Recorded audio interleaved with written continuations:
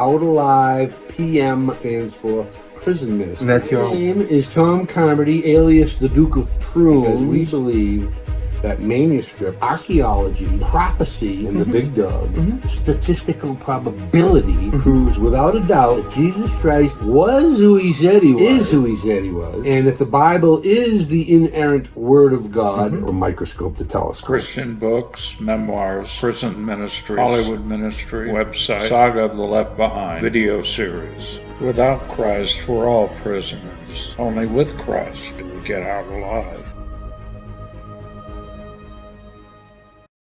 Rolling. My name is Tom Carmody, alias the Duke of Prunes, which you're going to have to read the book if you want to know where that came from. Not too many people know where that came from, although one of the inmates at the prison knew, and that's part of the story anyway. So we are opening up a, shall we say, it's going to be Out Alive Prison Ministries, which I've been doing prison ministry since 2009, and the captain's star date right now is what, 2068? No, 2022, and we're getting this thing going. Me and Bill Critlow, we just got all the duckies in a row, paperwork's in a row. We got a lot going on. We've got a book coming out called Memoir of a Stupid Jerkhead Face. We'll complete the puzzle for the Duke of Prunes. You're going to have to read that, or you're just going to have to call me every 10 minutes to find out where it came from. And the website, Out Alive Prison Ministries, is going to have all sorts of stuff. Shall we say, some pretty stupid stuff, too, because the joy of the Lord is the beginning of understanding. So, there's a lot of dumb stuff, BC, and then, after I get back from Israel, which we'll get into. And there's just a lot of stuff happening. We've got, movie scripts, TV scripts, stories, videos, like we talked about, all sorts of things you can click on. I like to kind of say it's, deep enough for a baby to wade in and an elephant to drown in. So that light is kind of, sorry, I gotta put these on. So we are sitting at the ranch in Tehachapi. Beautiful day. We got 10 acres here. I've lived here since 2004, and there's all sorts of stories about how this whole thing came about. And we are currently on the east side of the property now. We got a little cottage here going, and this place used to be real crazy. We had 6 horses, and which is 6 too many in my opinion. Oh, don't say that. There's horse people watching this. No, they were kind of fun. And we had a dog, a chocolate lab, but she died, and she was actually the best dog that ever lived. And you can ask the vets. When the vets tell you it's the best dog that ever lived, it's the best dog that ever lived. Very cool dog. You can see that on the website too, videos of her. And well, I don't know where you want to begin this thing. You want to start maybe with how this whole thing began in 2009? Is that where we want to go? Yeah. What brought you to decide that you wanted to have a prison ministry? How'd that all unfold? That is the voice of Bill Critlow. And this is my staff, just in case anything gets out of hand. I got to part the Red Sea real quick. And I got my Gatorade because I just worked out. Which is kind of funny because I was walking up the hill a few weeks ago, and the UPS guy was driving by. And, he's African American. He's like, "Good for you, man. Good for you working out. And, your age." And I'm like, "Buddy, it still takes 2 to cover me. You can't put 1 guy on me." He was just going crazy. But I work out behind here. There's a big mountain/hill. I go up that thing, get the pulse rate up to 950. And I was 120 something today. I got my Fitbit. My first day with my Fitbit. And it fits pretty good. It tells me how I sleep, how I snore, how I drool. But, I don't even know what this thing does yet. I've been playing around with it all morning. So anyway, yeah, glasses got to go back on. It's just too bright. How's that look? That look like Jerry Lewis? So anyway, 2009. Actually, let's go back a little sooner than that. I was running amok pretty much from 55 when I was born until 1989, I believe. Just ups and downs, high school, running around, came out here, didn't have a penny to my name, and ended up working in the electronics distribution industry. And I did quite well. The Lord had me doing quite well. I started making way too much money for a 24, 25, 26-year-old. Bought a place on the beach and just ran 900 miles an hour.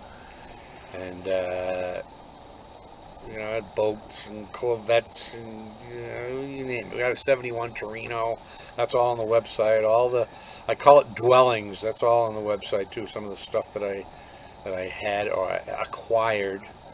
And I was just running a little fast there. Women, alcohol, and not too much drugs, though. I didn't do too much drugs. I wasn't big in that whole scene. Anyway, I forget what year, I get a letter from my doctor. Mr. Carmody, I suggest you find some other form of entertainment. You're dying. And I'm like, what? Dying? My liver enzymes were like through the roof. And around the same time, or somewhere near there, my sister was heading to Israel. And she goes, you want to go to Israel? And by this time, I had already been all over the planet. Sporting events, concerts, all around this country. Pretty connected with a lot of people. And I was just making a lot of noise globally, internationally. So I'm like, yeah, I can go to Israel. Who are you going with? 200 Christians. I'm like, I can entertain them. Yeah, I was doing some little bit of film and TV and a little of this, a little of that, and not making a fortune in that industry, but I was making a fortune in electronics. So I decided to go to Israel. I go over there with Hal Lindsey, who many of you probably know. He did a movie with Orson Welles, Late Great Planet Earth, which is a pretty popular. That's what really got him going. And I ended up on his bus, me finagling away up to the front and hanging out with him, and we hit it off pretty good.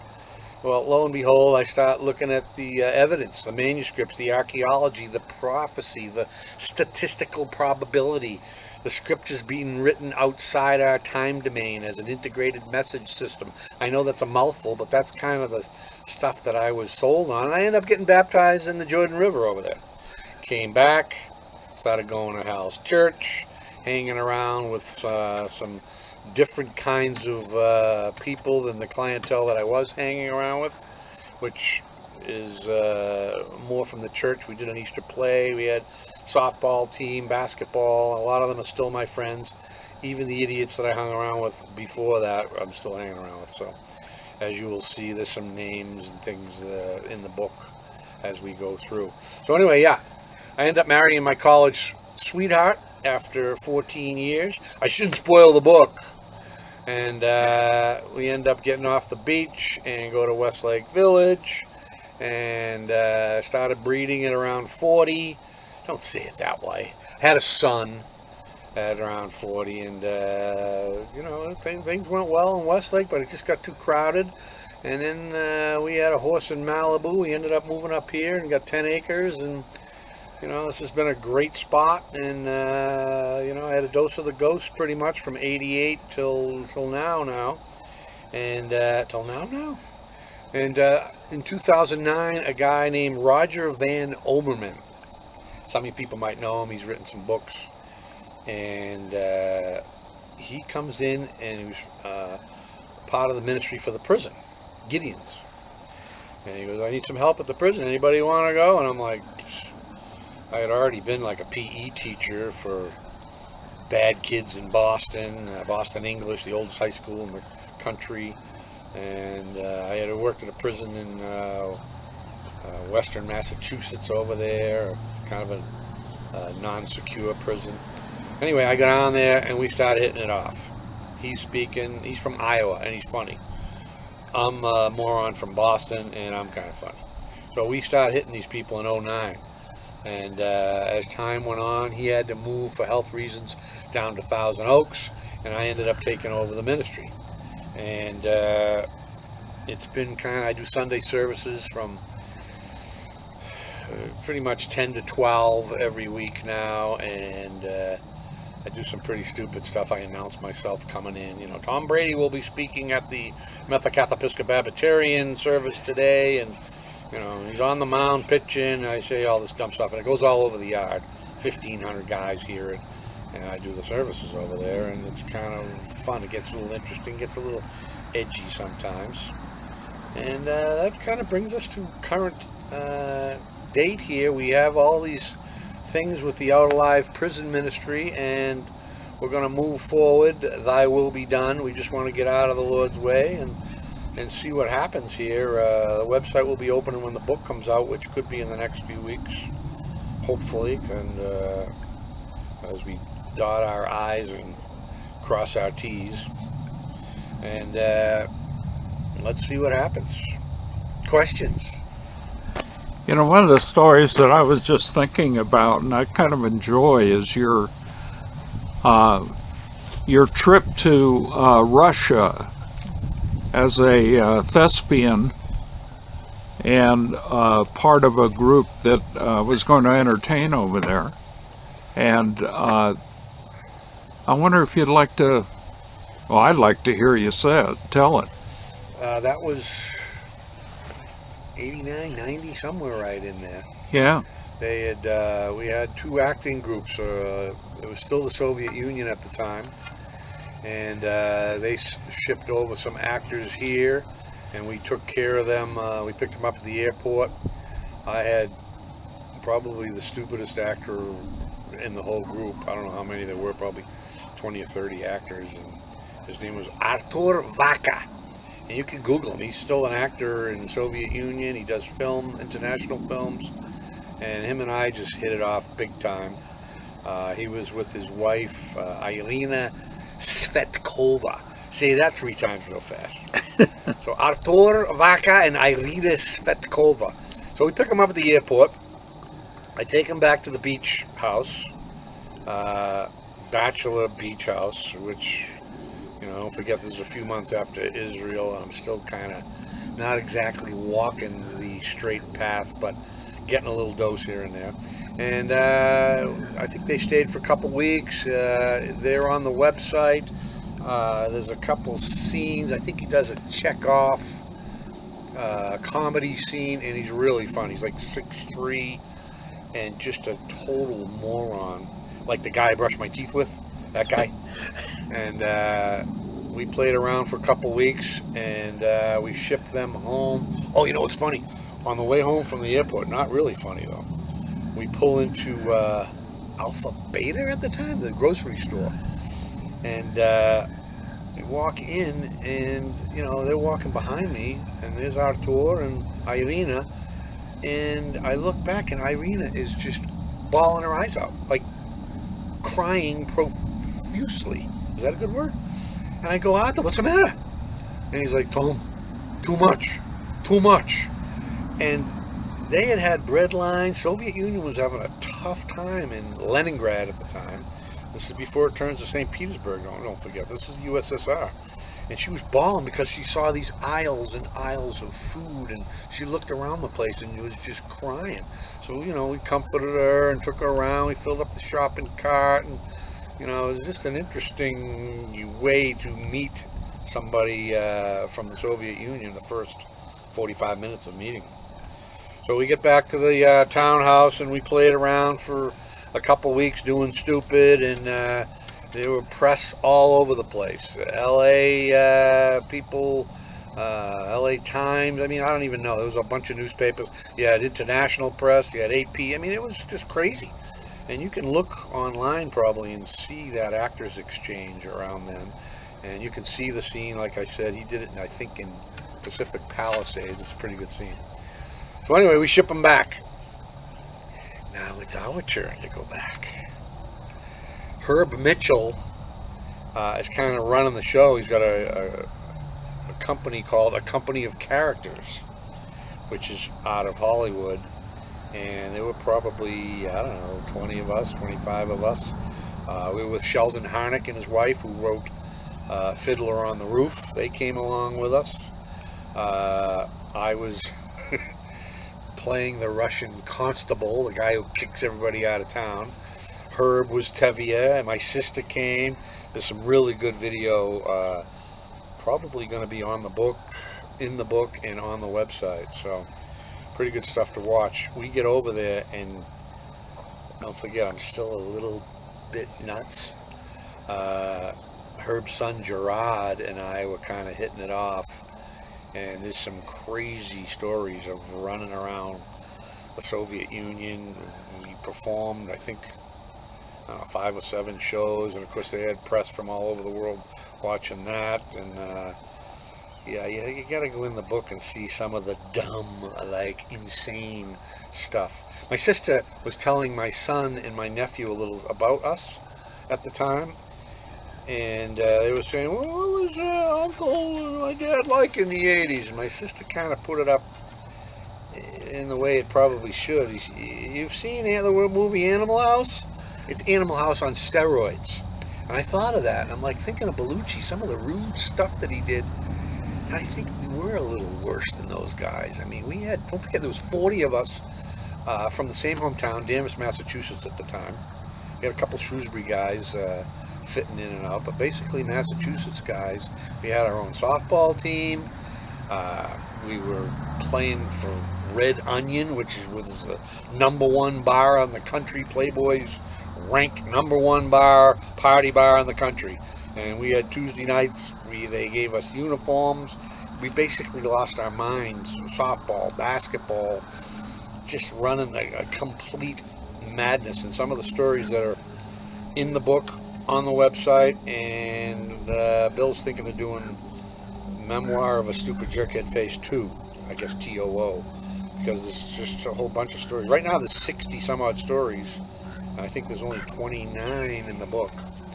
So we pick and choose, not necessarily the best, but the walk and what happened to me, because I get slammed in Israel. I'm like, oh, I get it. Yeah, I guess Jesus was who he said he was. I thought I shut this thing off. Who is that? You're out, whoever you are.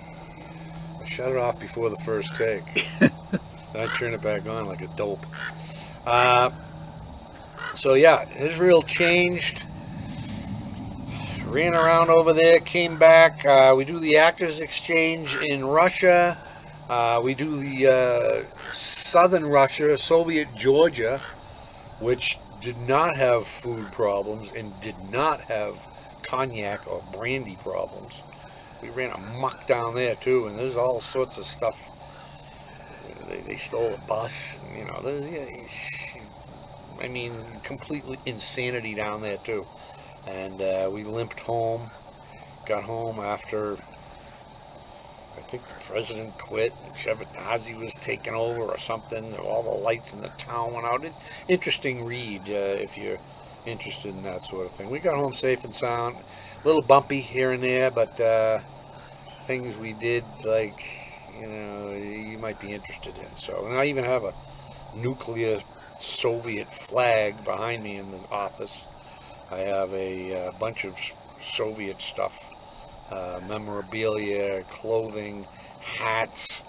I don't want to tell you what we took from Georgia, because somebody from Georgia might be watching this and they'll just come and cuff me. Nothing too illegal, but probably not a good idea. And that was our Soviet Union stuff. If you want more on that, you're going to have to buy the book or look on the website or donate. Minimum donation now is $1.6 million per person to donate to our ministry. So get on it. You talk about, the fact that you and your college sweetheart finally tied the knot after 13 years. Why don't you talk about meeting her? That's kind of a fun little story. Oh, God. Why? The questions you come up with, those are two pretty...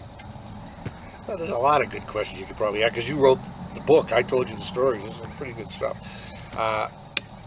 Pam, 1978, January 26th.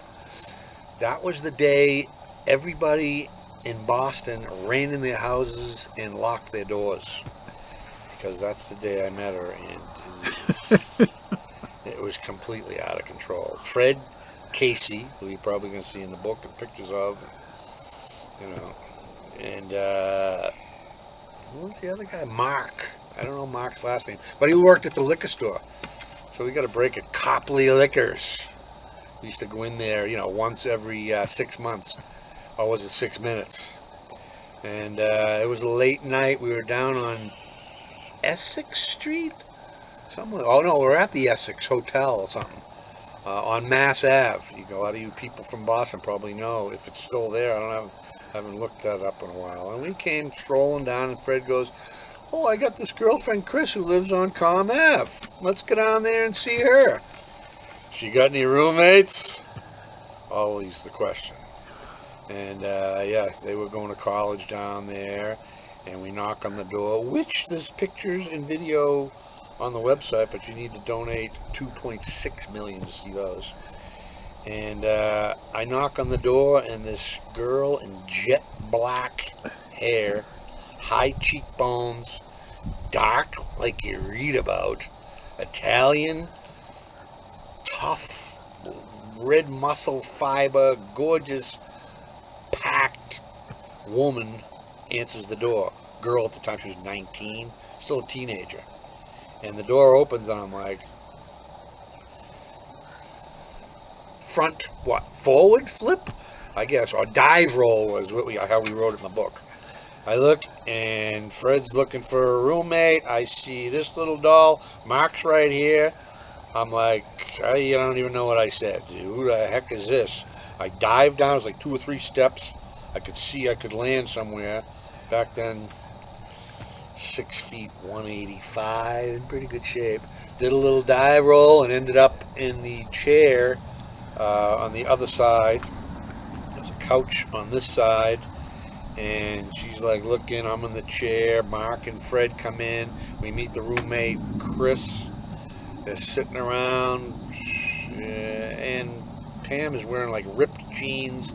Like I think we described it as like a Belichick sweatshirt, hoodie, or whatever. Who, you know, that clothing line didn't start, I believe we say, until 2001 or 2.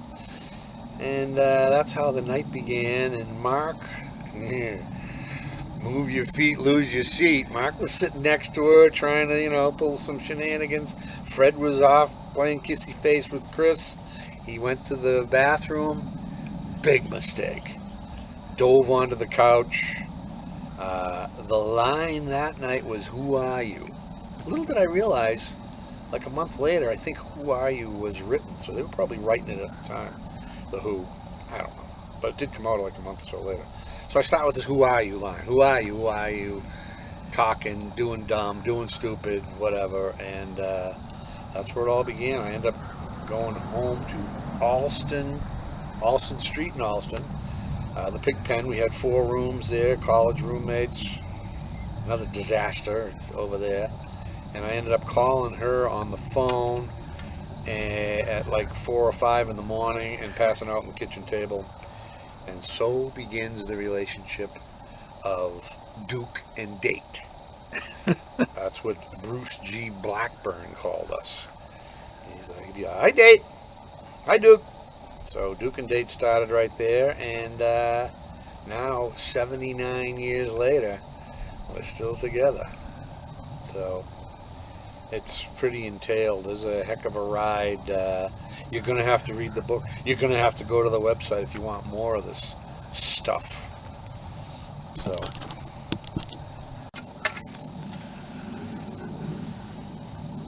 that's a ram head, right?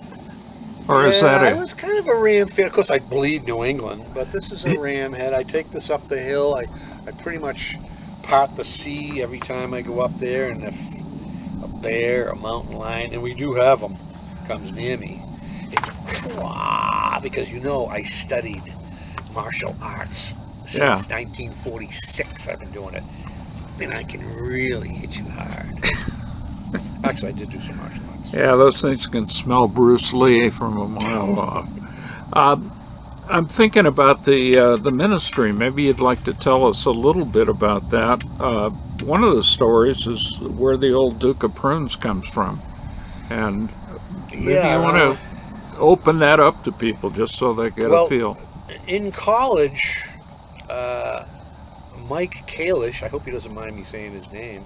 His son is Chase Kalish, who's pretty much the fastest swimmer in the world. You can Google him. Works out with Michael Phelps and all that. So we were roommates. Me, Kalish, and Chuckles. And he's like 6'3", 6'4", good ball player, solid athlete, PE major. You know, he ends up being, you know, athletic director someplace around Baltimore or something. And Chuckles is a total idiot too. So the three of us were living together. And he was Big Duke, you know. He painted the walls of my bedroom once with Big Duke. And I mean, I came home and there was all this collage of his stupid artwork on my bedroom walls, which we had mice running through. We won't get through all that. But maybe we should do something like that on the book, too. Mice in the Walls in Kenny Street, Jamaica Plain, behind the VA hospital, if you want to go visit some mice. Anyway, he was Big Duke, and I was basically, I liked that Big Duke thing, so I was like Little Duke running around. And at the time, that normal guy, Frank Zappa, who's very, very normal, he had a song called The Duke of Prunes. So I rolled with it. Now, the Duke of Prunes started, that a lot of people to this day call me the Duke of Prunes. College, especially college people. Jimmy D. DeRozier out of South Carolina, the Duke of Prunes. I mean, well, everything is still the Duke of Prunes. A lot of people, I'm the Duke. A lot of people still the Duke of Prunes. So anyway, getting back to the prison. I go in one time, and I announced myself, the Methocatholic service.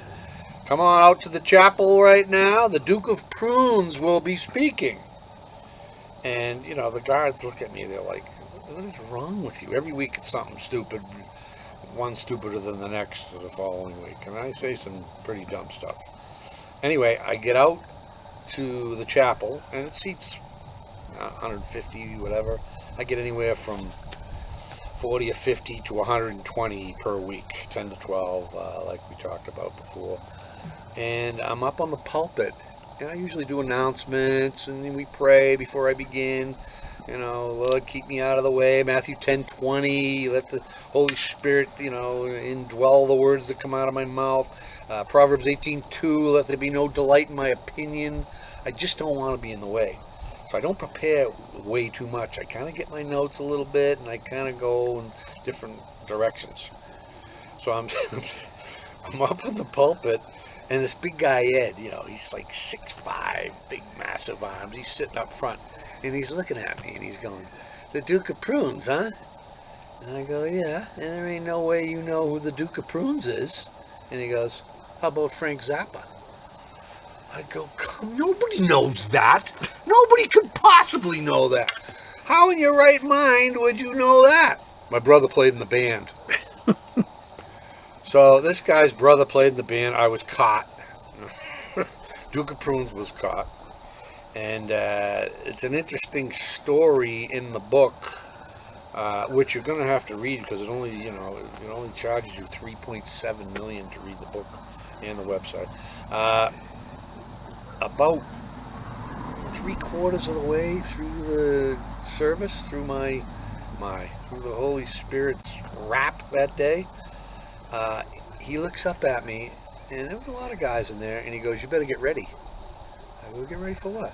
He goes, you don't hear that? I go, no. Of course, you know, I got wax. And apparently somebody's alarm went off. I'm not saying who, but I think I know whose it is. In their pocket.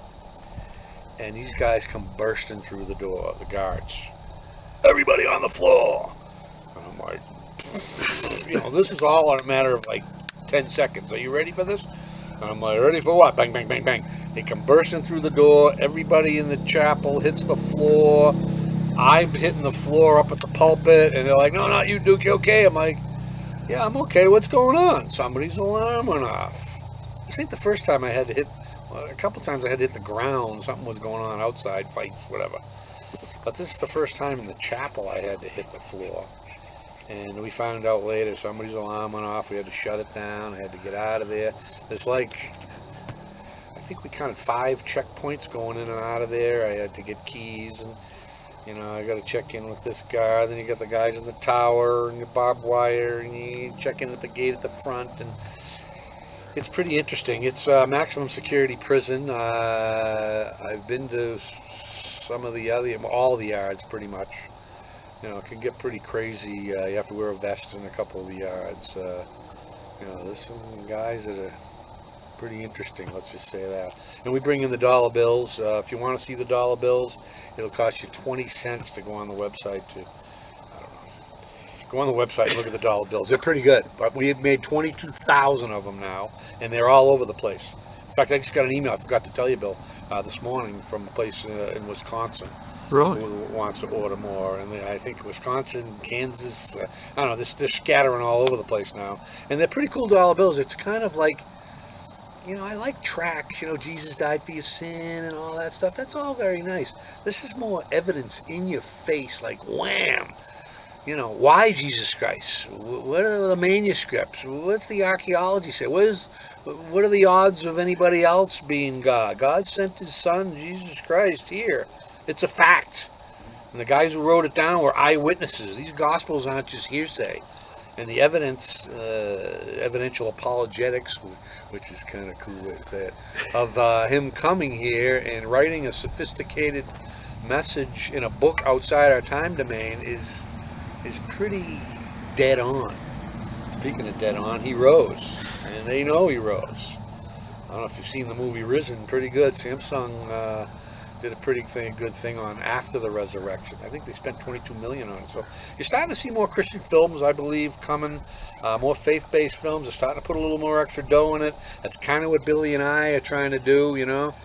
Get some of these big dogs, you know. Maybe talk to we were talking about it earlier, you know, Spielberg or Cameron, and say, hey, you want to really make some noise now? Check this out. You know, you through screwing around with these little movies like Avatar, Titanic, Jaws. I don't know where this is going, but we got a couple good little stories that could make some noise. I love The Chosen. If you haven't seen The Chosen yet, they're making some noise as a TV crowd-funded series.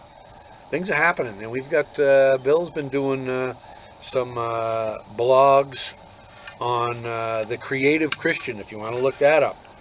Pretty good. He's got some heavy hitters in there. We got Dallas Jenkins' father, Jerry Jenkins, is in there. There's some pretty good people that are getting organized in this little thing we got going. We got 8 or 10 people now kind of part of this little group.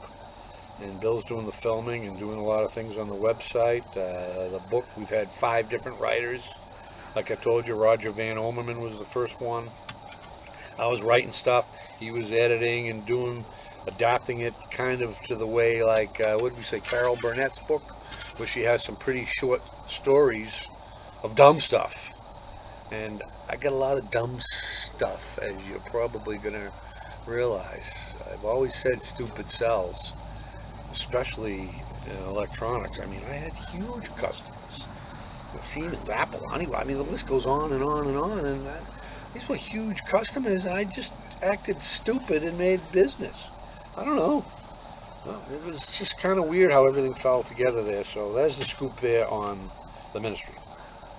Well, I've always, my point has always been that if you look at your life, which if you get this book, you'll see a piece of it.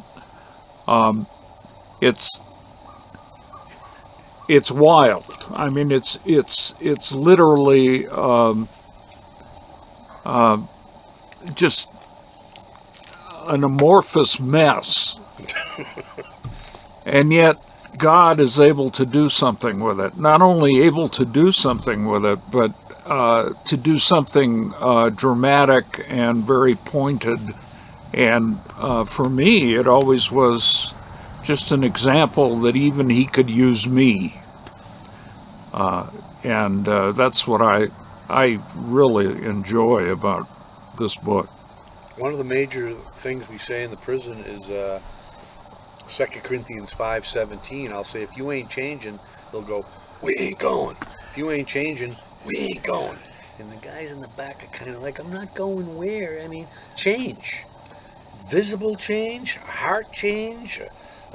I mean, it's on the dollar bills, an appetite to kind of clean your act up. None of us are perfect. Only one guy was perfect. And he's the author of all things. So, but once you get a little dose of the ghost, I always tell them, you want to know if you're going to heaven? Try to keep sinning. If the Holy Spirit doesn't drive you nuts, you're probably not going. So, you ain't changing, you ain't going is a huge thing, a weekly thing that we talk about with the inmates. And it's kind of nice because some of the new guys are trying to get it and not really getting a dose of the ghost until a few weeks later. I mean, we talked about that guy today there, a young kid. I mean, I don't even think the kid was 19 years old. And, I always ask, anybody new here? Because I want to know who's new. And, I look out and I see new faces, but I like to see who's new. They'll raise their hand. We'll give them dollar bills. Everybody will kind of clap. Okay, welcome aboard. Somebody new in the yard, whatever. And this kid was like 19, and he was looking rough. Believe me, he was looking pretty rough. But I would say 3 weeks later, on fire, bringing in scripture, asking me questions, loves end time stuff. And a third of the Bible is end time stuff. People say, oh, yeah, well, I got this movie about the end of the world. No, you don't. We already know how it ends. Get into Daniel McFly. And, and he's asking a ton of questions, him and this other guy, just totally on fire. Singing, looking at scriptures, sharing scriptures, praying outside. I mean, the guy changed. I mean, no one knows another man's heart, but there's some change in that guy, and he was brand new. I never ask what they do. I kind of, they want to tell me stuff, that's fine, but I pray. Sometimes their mother or father dies, or a lot of family issues, tons of family issues. People just, wives abandoning them, parents abandoning them, kids not liking them anymore. But you got an audience of one, Psalm 73:25. Whom do I have in heaven besides you, Lord? So we always talk about that too. It's one-on-one, regardless of what your family and regardless of the heat you're getting from outside those bars and inside those bars. There's so many little stupid things that go inside. We're talking about it today. The friction, they bang. These guys are in one group. These guys are in another group. This one's doing this and no accountability. They're stealing here. They got porn hanging from the lockers, and they're confessing Christians. That's what we talk about, changing. You get an appetite, you start being accountable to other guys, and that's kind of where I'm at with the ministry. You ain't changing, you ain't going. So, bring it on. Bring it on. More. How much time we got? Where we at? We're about 15 minutes into this thing. How about, tell us a little bit about your trip. I see that head on that cane there, and I think of your mountain trip to the Himalayas. Oh, that one. Jeez. Yeah, I thought you were going to go Alaska on me. No, the Himalaya ones. 2004. I've always been blessed as a pretty good athlete, pretty physical, captain of cross-country track, baseball. I mean, I could do anything, throwing javelins. I mean, give me a ball. I mean, I can do anything, pretty much, pretty proficiently. Red Sox on me when I was young, on my father when he was young. A lot of athletes and musicians in the family, which, if you want to see some of that story, my mother singing the national anthem for Dallas Cowboys, New England, the Celtics, the Red Sox, grandfather playing with the Andrews sisters, brother, very talented. I mean, there's a lot of talent in the family, goes all the way back. Anyway, I get this call 2004 of a friend of mine, said, did you read about this Himalaya trip? And I'm like, what Himalaya trip? Well, read the bulletin. I read the bulletin, and this is Calvary Community Church down in Westlake. Good-sized church.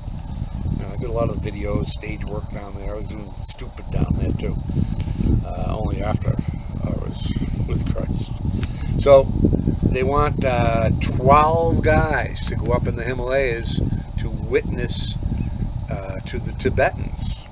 And I'm like, I can handle that. I got the good oxygen, I'm pretty good at climbing, I'm in pretty good shape. So we trained on up here in the Sierras, over by Whitney there, and we get on this plane and head to Tibet, and 6 of the 12 kind of hit the valleys down low. We ended up in Chengdu and worked our way up the Himalayas from there. And Chengdu is more like eastern side. Everybody goes to Kathmandu, and it's like a traffic jam going up Mount Everest. We're in places that change people. As far as I knew, a lot of them never even saw people like us, especially Irish, Italian, French, handsome, stud, athletic, humble people. So we get there, we take the high ground. I'm on the high ground. 6 of us going high, 6 of us going, those poor guys were in mud fields and everything. But we go up and up and up, and there's some good stuff on that. Is that story, the cheese man, is that in? The cheese in the bathroom scene? Yeah. You don't have to read that. It's pretty disgusting, but it's true.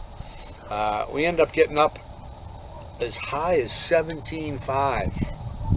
Pretty far up there, breathing. We had to acclimate 3 or 4 times before we got up there.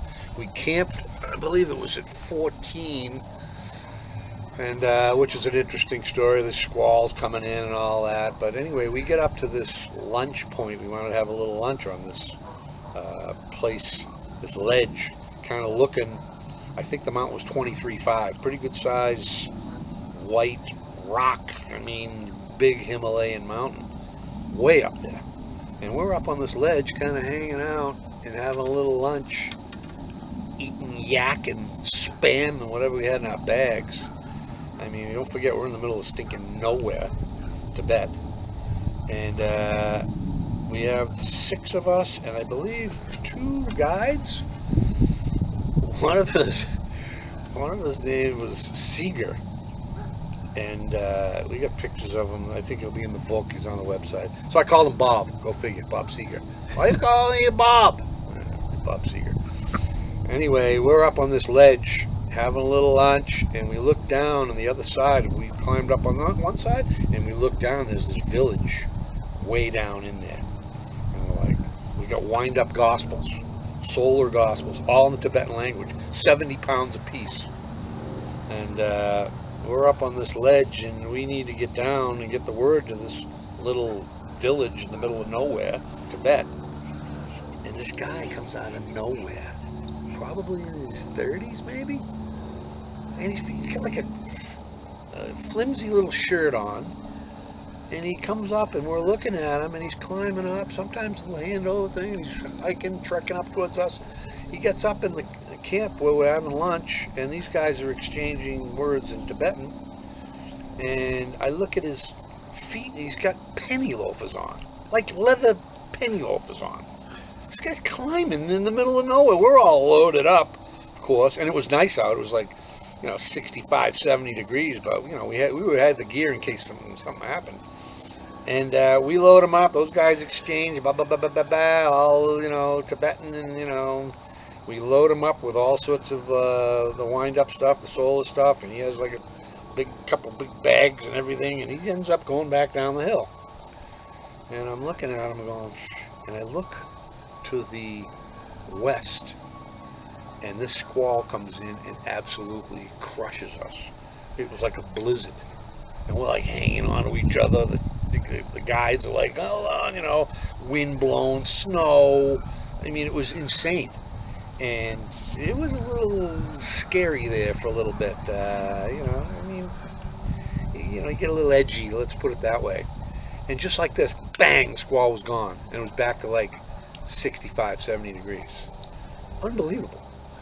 So we're like, oh, that was kind of cool. Yeah, we're so tough. We make our way back down to the camp. You could see the camp down at 14.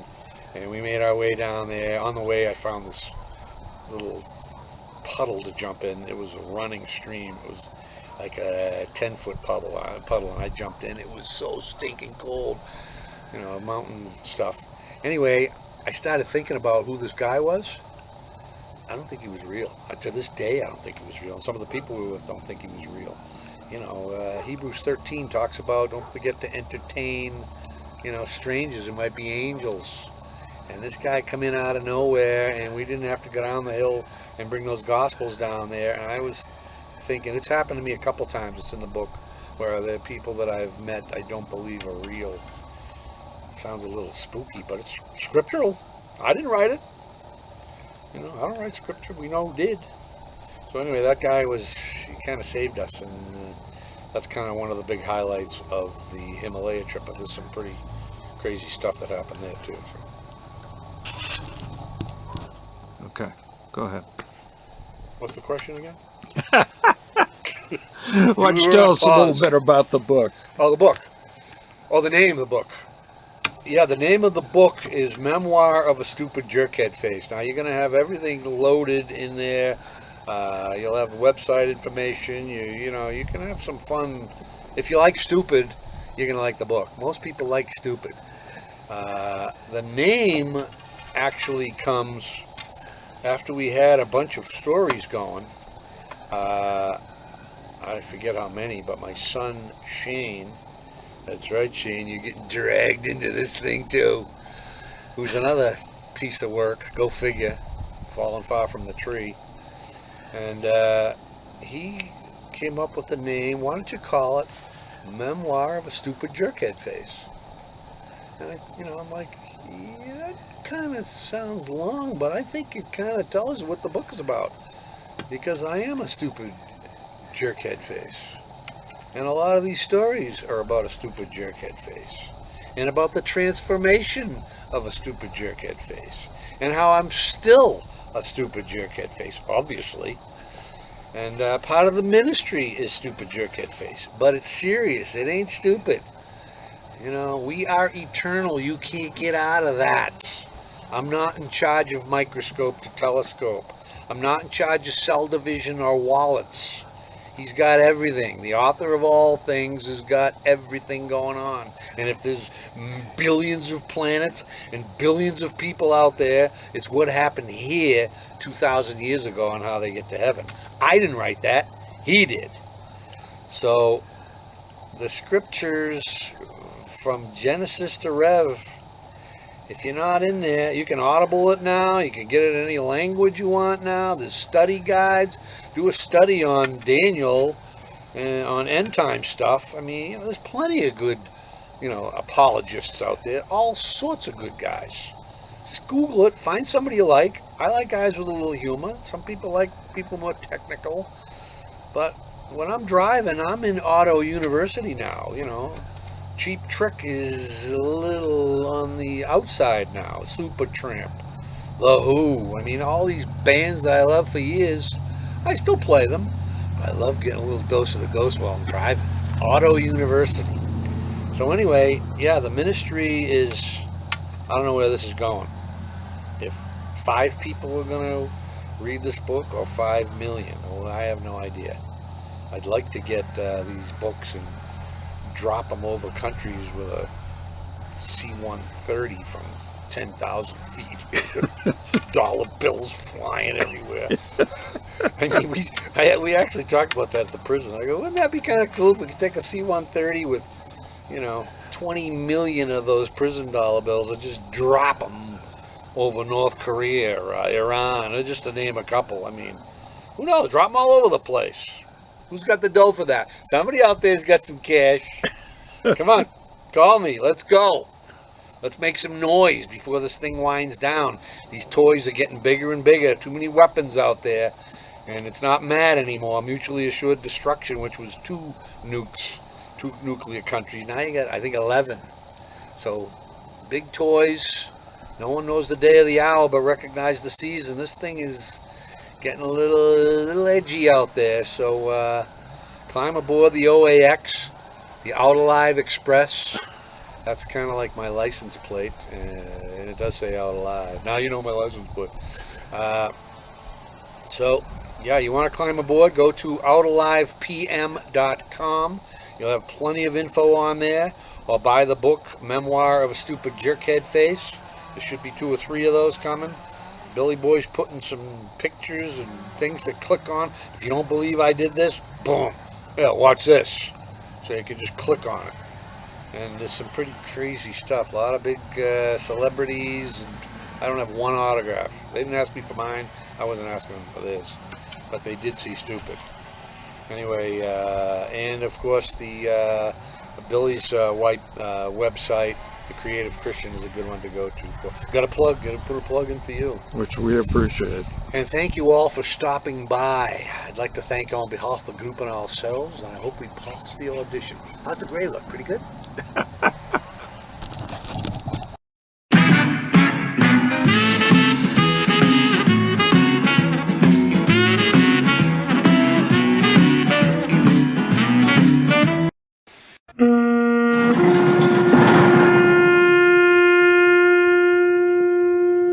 Out Alive Prison Ministries.